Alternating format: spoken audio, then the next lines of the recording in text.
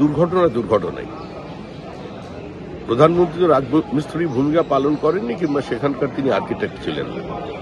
ত্রুটি বা বিচ্যুতি কোনো জায়গা হলে দুর্ঘটনা দুর্ঘটনা স্বীকার করতে হয়। এটা মর্মান্তিক, অনভিপ্রেত। এ ধরনের দুর্ঘটনা থেকে যারা নির্মাণ কার্য করেন তারা ভবিষ্যতে সতর্ক থাকবেন, এবং যারা মারা গেছেন সরকার তাদের পাশে আছে।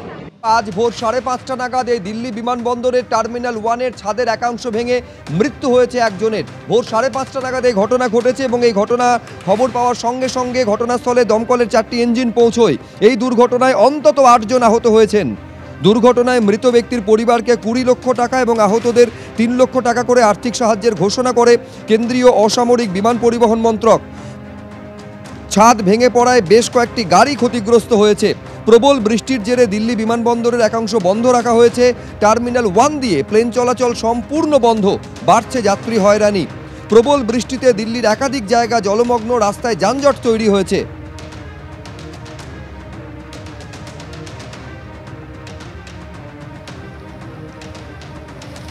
প্রবল বৃষ্টির মধ্যে দিল্লি বিমানবন্দরের ছাদের একাংশ ভেঙে মৃত্যু হলো একজনের। ভোর 5:30 নাগাদ এই ঘটনা ঘটেছে বিমানবন্দরের টার্মিনাল 1।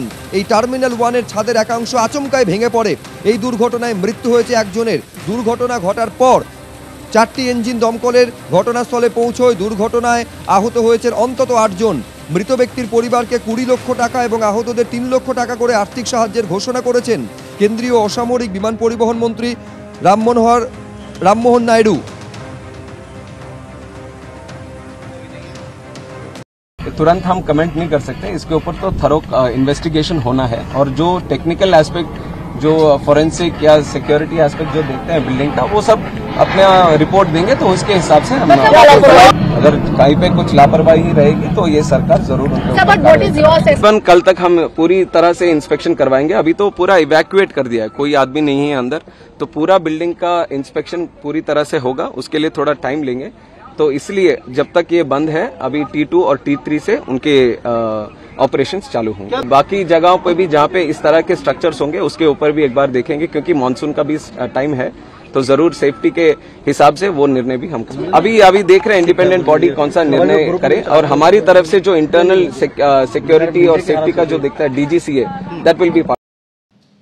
আরেকবার আপনাদের বলবো, দিল্লি বিমানবন্দরে টার্মিনাল 1-এর ছাদের একাংশ ভেঙে যে একজনের মৃত্যুর ঘটনা ঘটেছে, সেই ঘটনার জন্য সরাসরি প্রধানমন্ত্রী নরেন্দ্র মোদীকে দায়ী করেছেন তৃণমূলের রাজ্যসভার সাংসদ সাকেত গোখলে। তিনি স্পষ্টত বলছেন যে একেবারে 10ই মার্চ লোকসভা নির্বাচনের কথা মাথায় রেখে তড়িঘড়ি অর্ধনির্মিত এই টার্মিনাল 1 উদ্বোধন করেন বলে অভিযোগ করেছেন সাকেত গোখেল।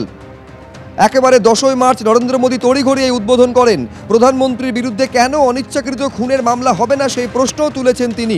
মোদী নির্বাচনী প্রচারে ফায়দা তোলার তাড়াহুড়োতে আজ এই দুর্ঘটনা বলে অভিযোগ করেছেন সাকেত গোখলে।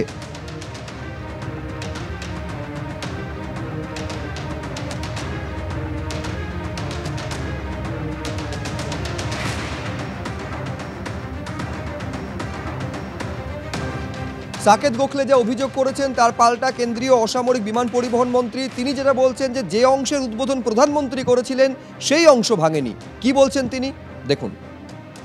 तुरंत हम कमेंट नहीं कर सकते, इसके ऊपर तो थरो इन्वेस्टिगेशन होना है, और जो टेक्निकल एस्पेक्ट, जो फोरेंसिक या सिक्योरिटी एस्पेक्ट जो देखते हैं बिल्डिंग का, वो सब अपना रिपोर्ट देंगे, तो उसके हिसाब से हम प्रधानमंत्री साहब जो इनॉग्रेट किया वो दूसरा बिल्डिंग है, दूसरी तरफ है।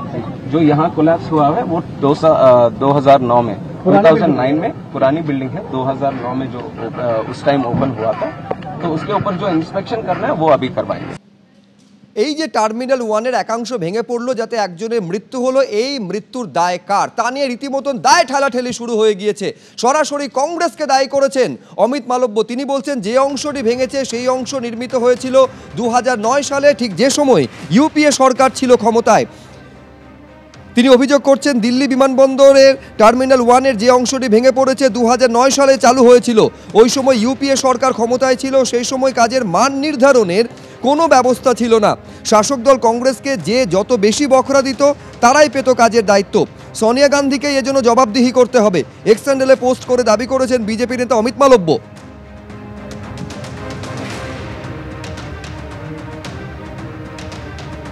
ফলে একদিকে যখন তৃণমূল সাংসদ সাকেত গোখলে তিনি দায়ী করছেন বিজেপি এবং আরও নির্দিষ্ট করে বলতে গেলে নরেন্দ্র মোদীকে, অন্যদিকে আবার অমিত মালব্য তিনি দায় ঠেলছেন কংগ্রেসের ওপর। তার কারণ তার যেটা দাবি, যে অংশটি ভেঙে পড়েছে সেই টার্মিনাল 1 2009 সালে চালু হয়েছিল, সে সময় ইউপিএ সরকার ছিল ক্ষমতায়, তখন মান নির্ধারণের কোনো ব্যবস্থা ছিল না, যে যত বেশি বকরা দিত তারাই পেত কাজের দায়িত্ব। সোনিয়া গান্ধীকে জবাবদিহি করতে হবে বলছেন অমিত মালব্য। সৌম্য আইচ রায় প্রদেশ কংগ্রেস মুখপাত্র এই মুহূর্তে আমাদের সঙ্গে রয়েছেন। সৌম্যদা, কি বলবেন? দিল্লি বিমানবন্দরে টার্মিনাল 1-এর একটা অংশ ভেঙে একজনের মৃত্যু হলো, অমিত মালব্য বলছেন এর জন্য দায়ী একমাত্র ইউপিএ সরকার এবং তার জবাবদিহি করতে হবে সোনিয়া গান্ধীকে, কারণ এই অংশটা নির্মাণ হয়েছিল 2009 সালে যখন আপনার দল ছিল ক্ষমতায়। কোন মালব্য বলছেন? যে মালব্য ওই মানে ফেক ভিডিও বানানোর জন্য অত্যন্ত পারদর্শী, সেই মালব্যর কথা বলছেন বোধহয়। যাই হোক, উনি আমাদের ভারতবাসীর কপাল ভালো, উনি বলেননি যে নেহেরু জিম্মেদারি, নেহেরু রেসপন্সিবল। 10 বছরের সরকার, একটা সরকারের সিভিল এভিয়েশন মিনিস্টার আছে, ওই পোর্শনের উদ্বোধন করে প্রধানমন্ত্রী রাতারাতি নির্বাচনে চলে গেছিলেন, ভোপাল এয়ারপোর্ট ভেঙে পড়লো। আসলে এসবের জবাব নেই, মেনটেনেন্স নেই, কারা বরাত পেয়েছিল, কারা তদারকিতে ছিল। 10 বছরের সরকারটা কি মাননীয় প্রধানমন্ত্রী নরেন্দ্র মোদী ছিল নাকি শ্রীলঙ্কার প্রাইম মিনিস্টারের ছিল? এই জবাব কি দেবেন মালব্য সাহেব? আসলে ওই শেখানো গত আর কি, ড্যামেজ কন্ট্রোলে নেমে গেছেন, এখন ওই পুরনো হিসেবপত্র দেখছেন আর কি। আসলে বিষয়টা তা নয়, এখন দুটো হাতের বদলে ওনার একটা অজুহাত লাগবে, এখন ও কাউকে রেসপন্সিবল করছেন। আমরা বলছি 10 বছরের, আমি তর্কের খাতিরে ধরে নিলাম যদি সে সময় তৈরি হয়ে থাকে, 10 বছরের তো মেনটেনেন্সের দায়িত্বে কারা ছিল? 10 বছরের সিভিল এভিয়েশন মিনিস্টার কি সোনিয়া গান্ধী ছিল? ইউপিএ সরকারের ছিল? আসলে সাম দাম দণ্ডভেদ থেকে ইতিহাস ভূগোল কিছুই জানে না, ফেক ভিডিও বানাতে এখন গুজব রটানোর চেষ্টা করছেন আর কি, দায়িত্ব এড়ানোর চেষ্টা করছেন। তদন্ত করে বার করুক কারা এর পেছনে আছে, কারা বরাত পেয়েছিল, ক্ষমতা থাকলে বার করুক, দোষীদের শাস্তি দিক।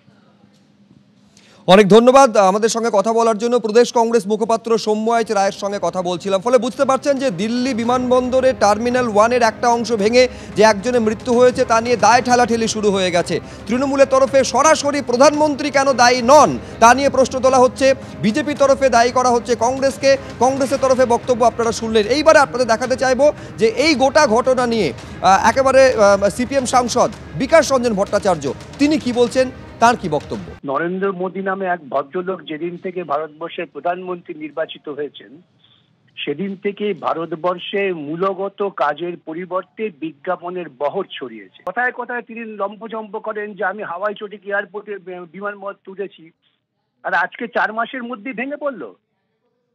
এটা কি ছেলে খেলা হচ্ছে ভারতবর্ষের মানুষের জীবন নিয়ে? সাধারণ দরিদ্র মানুষের জীবনের কোনো মূল্য নেই এদের কাছে, শুধু প্রচার আর প্রচার। অবিলম্বে এই ধরনের অপদার্থ লোকেদের নৈতিক দায় নিয়ে পদত্যাগ করা উচিত ভারতবাসীর স্বার্থে। কিন্তু এদের কোনো নৈতিকতা বোধ নেই, তার কারণ উনি তো নিজেকে বায়োলজিক্যাল পুরুষ বলে মনে করেন না, উনি তো দেবতা, আর ওর ভক্তরা তো কারো দেবতা বানিয়েছেন। এই সমস্ত অসভ্য কালচার ভারতবর্ষের বুকে নরেন্দ্র মোদী এনেছেন, তার অব্যর্থ পরিণতি এগুলো।